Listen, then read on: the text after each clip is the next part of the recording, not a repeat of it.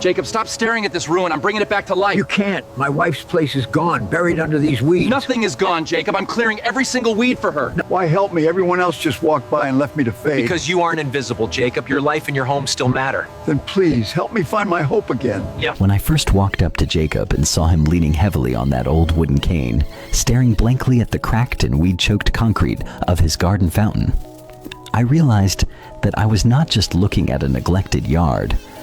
I was looking at a man who had been slowly erasing himself from the world.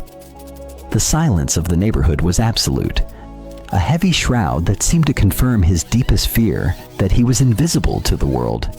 It is a straight-up gut punch to the soul to witness a man who once clearly took pride in every square inch of his property, now feeling like an intruder on his own land, paralyzed by the sheer enormity of a cleanup he no longer had the strength to start.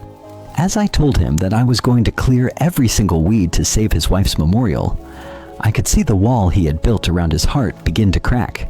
He asked me why I would bother helping him when everyone else just walked by and left him to fade into the shadows.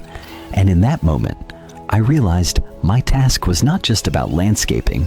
It was about proving to him that he still mattered. The property was a total disaster zone of invasive vines, dry stalks of brown grass, and that pathetic empty concrete basin that had once been the heart of a vibrant garden, but now looked like a gravestone for his joy. The city had ignored his struggle, the neighbors had turned their backs, and the man had resigned himself to a life of quiet decay. As I yanked the starter cord on my heavy-duty edger, and the engine roared to life, shattering the stagnant, suffocating silence of his trapped existence, I saw Jacob flinch, as if the sound of progress were actually painful to hear after such a long season of defeat. Every aggressive movement I made, every pile of weeds I hauled away, and every layer of grime I scraped from that fountain edge felt like I was physically pulling him back from the edge of his own despair, proving that beauty does not disappear. It just gets covered up for a while. The air started to fill with that clean, sharp scent of turned soil and freshly cut grass, a sensory roadmap. I prayed would tell him that the season of his isolation was finally drawing to a close. I could feel the eyes of the neighborhood tracking my progress from behind their curtains, the same people who had stood by while he crumbled, and it gave me a fierce drive to work until my hands were raw, just to show them what actual community brotherhood looks like.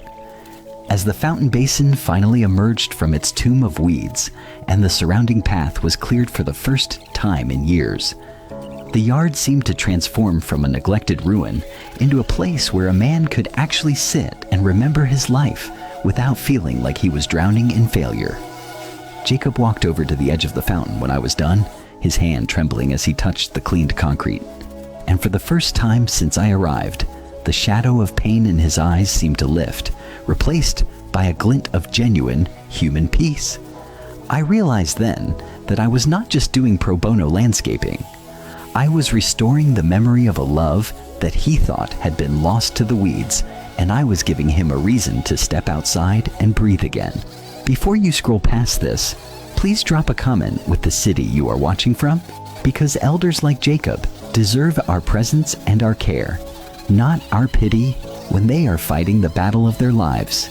If you saw a man whose world had turned to dust because he was too tired to hold on, would you have the heart to step up and prove to him that he still belongs here? Like and share this to remind the world that we do not leave our fighters behind in the weeds.